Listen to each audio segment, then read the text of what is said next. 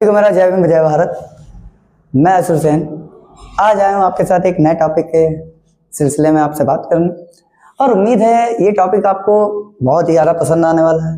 इससे पहले हम लोग एक्टिव पैसिव पढ़ा रहे थे, एक्टिव पैसिव पढ़ रहे थे। एक्टिव पैसिव में कुछ अभी एक दो वीडियो बची हुई हैं, वो भी आपको जल्द ही मिल जाएंगी, लेकिन ये टॉपिक भी बहुत ज़्यादा जरूरी था, इसीलिए इसको मैं पैरेलल में शुरू कर रहा हूँ आप लोगों के लिए। क्योंकि मैंने मोस्टली देखा है बच्चों को डायरेक्ट इनडायरेक्ट में काफ़ी ज़्यादा दिक्कतें होती हैं। जब डायरेक्ट से इनडायरेक्ट में चेंज करते हैं, कहाँ पे ही आता है, कहाँ पे हिम आ जाता है, कहाँ पे मी आता है, कहाँ पे माई का आई हो जाता है, कहाँ पे माई का योर हो जाता है, या योर का माई हो जाता है। इन सारी चीज़ों में बच्चों को अधिकतर दिक्कतें आती हैं। और डायरेक्ट इनडायरेक्ट के रूल्स इतने ज़्यादा टिपिकल लगते हैं देखने में कि इधर से आते हैं इधर से निकल जाते हैं। तो हम लोग को थोड़ा सा इस टॉपिक को मद्देनजर रखते हुए थोड़ा सा इसको ध्यान से समझना है, और इसको और भी आगे और भी अच्छे से समझेंगे।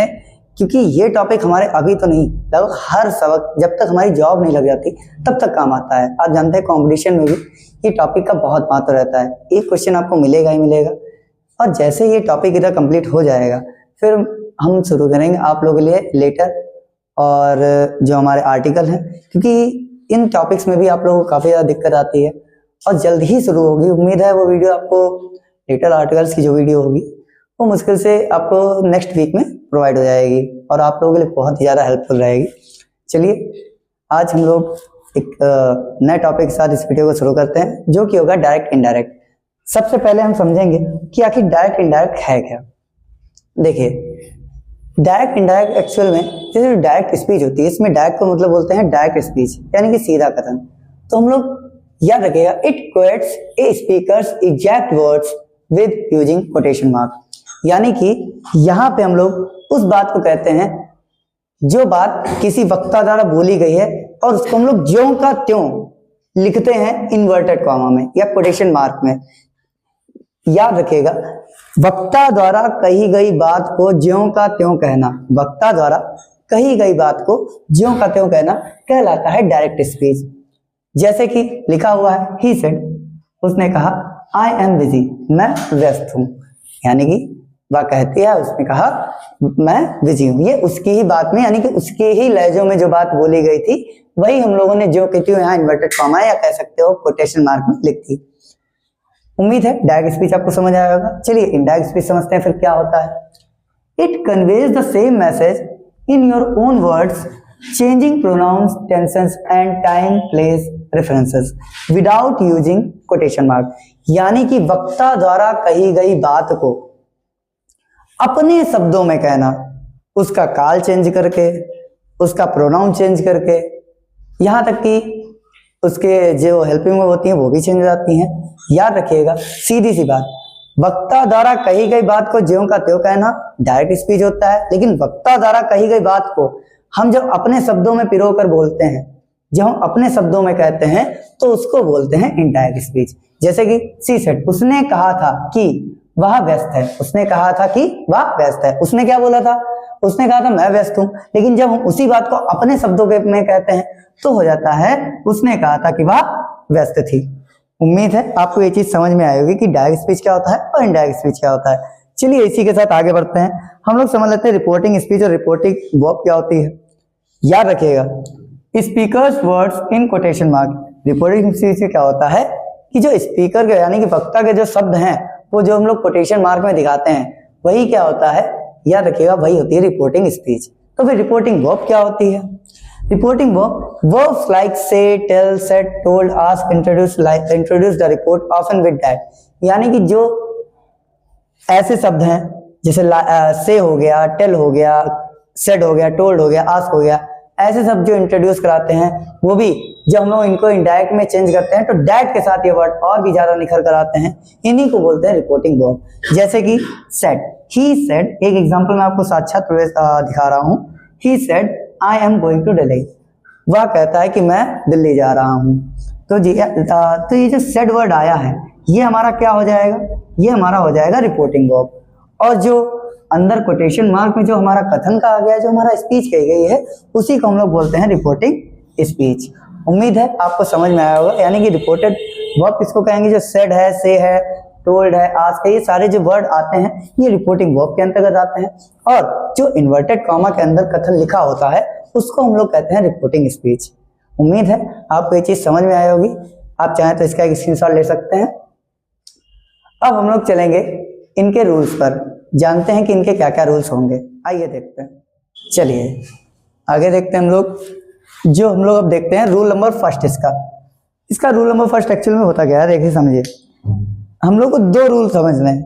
कैसे रूल, ध्यान से समझिएगा। एक, जब रिपोर्टिंग हो हमारी प्रेजेंट में होती है, ठीक है। और दूसरा जो रूल होता है जब रिपोर्टिंग हमारी पास्ट में होती है। रिपोर्टिंग में जो प्रेजेंट में होती है वहां पे इतना कोई खास आपको दिक्कत नहीं लगेगी, लेकिन जो रिपोर्टिंग में पास्ट में होता है, रिपोर्टिंग जब हमारी पास्ट में आती है दिक्कत वहीं पे आती है, क्योंकि वहां पे आपको बहुत तरीके के रूल पढ़ने हैं। चलिए पहले इस रूल को खत्म करते हैं, फिर हम लोग पहुंचेंगे रिपोर्टिंग वर्ब जब पास्ट में हो उसके लिए। देखते हैं पहला रूल आता है जब रिपोर्टिंग वर्ब वर्तमान में हो यानी कि प्रेजेंट में। तो देखिए इसको आप 6 तरीके से बदलते हैं। पहला, जब हमको सेंटेंस में से मिल जाता है तो हम उसको से डैट कर देते हैं। क्या कर देते हैं? से डैट कर देते हैं। फिर जब हमको सेट टू मिल जाता है तो हम लोग क्या करना पड़ता है? पहले तो सेट टू की जगह पे हम लोग क्या करते हैं? टेल करते हैं। फिर हम लोग जो हमारा ऑब्जेक्ट दिया था उसको लिखते हैं। फिर आ जाता है हमारा डैट, जो कि इन्वर्टेड कॉमा की जगह पर आता है। फिर आता है सेज। जब सेज आ जाए, आपको सेज मिल जाए, तो उसको हम लोग किस में बदल देंगे? सेज डैट में बदल देंगे। फिर जब सेज टू आएगा तो उसको हम लोग टेल्स में बदल देंगे, और फिर हमारा ऑब्जेक्ट आ जाएगा। फिर हम लोग इन्वर्टेड कॉमा हटाकर डैट लगा देंगे। फिर जैसे ही आएगा विल से, तो विल से को विल से डैट में बदल देंगे। लेकिन जैसे ही आएगा विल से टू, जब विल से टू आएगा तो हम लोग उसको विल टेल में बदल देंगे और ऑब्जेक्ट और फिर डैट का प्रयोग कर देंगे इन्वर्टेड कॉमा हटा के। देखिए उम्मीद है ये चीजें अभी आपको उम्मीद है इतने ज्यादा नहीं समझ में आ रहे होंगे, क्योंकि जब हम इनको एक एक करके इनका वाक्य बनाएंगे तो आपको ज्यादा अच्छे से समझ में आएगा।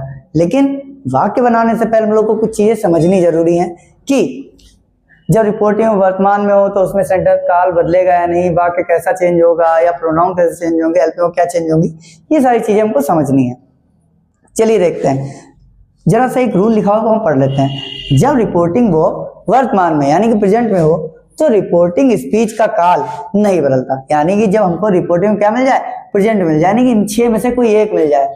हमारी ये फ्यूचर की है, याद रखिएगा। अगर प्रेजेंट या फ्यूचर में से कोई भी मिल जाए तो हम लोग क्या करेंगे? उस रिपोर्टिंग स्पीच के वाक्य का काल चेंज नहीं करेंगे। परंतु यहीं पे एक बात आती है, परंतु सब्जेक्ट के अनुसार हम लोग क्या करेंगे? प्रोनाउन और हेल्पिंग वर्ब यानी कि सहायक क्रिया बदल सकते हैं। बस इतना आपको याद रखना है। हम लोग क्या करेंगे? रिपोर्टिंग वर्ब का काल चेंज नहीं करेंगे, यानी उसका हम लोग टेंस परिवर्तन यानी टेंस चेंज नहीं करेंगे। लेकिन जो हम लोग के प्रोनाउंस होंगे वो हम लोग चेंज करेंगे according to reporting verb subject and object. यानी कि रिपोर्टिंग वर्ब में जो सब्जेक्ट और ऑब्जेक्ट दिए हैं उनके अनुसार हम लोग प्रोनाउन चेंज कर सकते हैं और वहां की हेल्पिंग वर्ब चेंज करेंगे सब्जेक्ट और ऑब्जेक्ट के अनुसार। चलिए देखते हैं। सबसे पहले हम लोग कुछ समझ लेते हैं कि चेंजिंग प्रोनाउन, जो इंपॉर्टेंट चेंज प्रोनाउंस होते हैं उनको देखते हैं। जैसे कि आपने देखा प्रोनाउन और चेंज्ड यानी कि चेंज वर्ड्स, आप ऐसे समझ सकते हैं चेंज वर्ड्स या चेंज प्रोनाउंस ज्यादा अच्छा रहेगा। Change pronouns, change pronounce.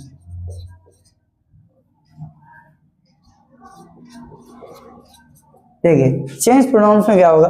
जैसे अगर आई होगा तो आई को हम लोग या तो सब्जेक्ट ही में बदलेंगे या तो सब्जेक्ट सी में बदलेंगे। याद रखिए इनके साथ रिपोर्टिंग वर्ब में जो हेल्पिंग में लगती है वो इज लगती है। क्या लगती है? इज लगती है। लेकिन आई के साथ क्या लगेगी?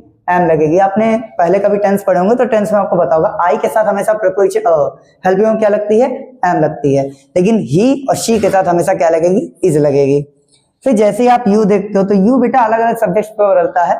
याद रखिएगा जो हम लोगों के रिपोर्टिंग वर्ब के सब्जेक्ट या ऑब्जेक्ट होंगे उनके अनुसार यू को चेंज करना पड़ता है। जैसे यू किसी में से बदल सकता है? आई में बदल सकता है, सी में बदल सकता है, ही में बदल सकता है, वी में और दे में बदल सकता है। इसी प्रकार वी को भी हम सिर्फ दे में बदलेंगे। और याद रखिएगा दे को दे में ही रखेंगे, दे में कोई चेंज नहीं होता है। फिर हम लोग इधर देख ले, अगर हमको सब्जेक्ट रिपोर्टिंग स्पीच में अस दे दिया जाए तो उसको हम लोग देम में बदलेंगे। माई दे दिया है तो उसको हिज या हर में बदलेंगे। अवर दे दिया है तो उसको दियर में बदलेंगे। मी दे दिया जाए तो हिम या हर में बदलेंगे। उम्मीद है ये चीजें आपको थोड़ी थोड़ी समझ में आएंगी। एक बार अगर आप रिवाइज कर लेंगे तो और भी अच्छे से समझ आएंगे। आप चाहे तो इसका स्क्रीनशॉट ले सकते हैं। और मैं चाहूंगा कि आप इसके अच्छे से नोट्स बनाएं, क्योंकि डीआई एक ऐसा टॉपिक है जहां पे आपको बिना नोट्स के चीजें समझने में दिक्कत होती है। क्यों? आप जानते हैं कोई भी टॉपिक हो, दुनिया का कोई भी टॉपिक, अगर हम उसका रिवीजन नहीं करते हैं तो वो हमारे लिए चाहे कितना भी अच्छा हो एक समय बुरा बन ही जाता है। इसीलिए इसका रिवीजन आपको करते रहना पड़ेगा। और बात है इसके सेंटेंसेस की, तो हम लोग वो इसके अगले पार्ट में देखेंगे। और डीआई का पार्ट आपके लिए हम लोग बहुत ही जल्दी लाने वाले हैं, अगला पार्ट, जिसमें हम लोग इसके सेंटेंस समझेंगे। फिर जो अदर वर्ड्स होते हैं चेंज होते हैं, जैसे डैट का दिस का डैट हो जाता है, फिर कहते दिस वीक का डैट वीक हो जाता है, नेक्स्ट वीक का द फॉलोइंग वीक हो जाता है, या द नेक्स्ट वीक हो जाता है। इस तरीके से हम लोग जरा समझेंगे। और जो एक्टिव पैसिव के जो बचे पार्ट हैं वो भी हम लोग आपके सामने बहुत जल्द लाएंगे। उम्मीद है ये वीडियो आपको पसंद आई होगी। अगर पसंद आई हो तो लाइक एंड सब्सक्राइब करें। सभी को मेरा जय हिंद, जय भारत।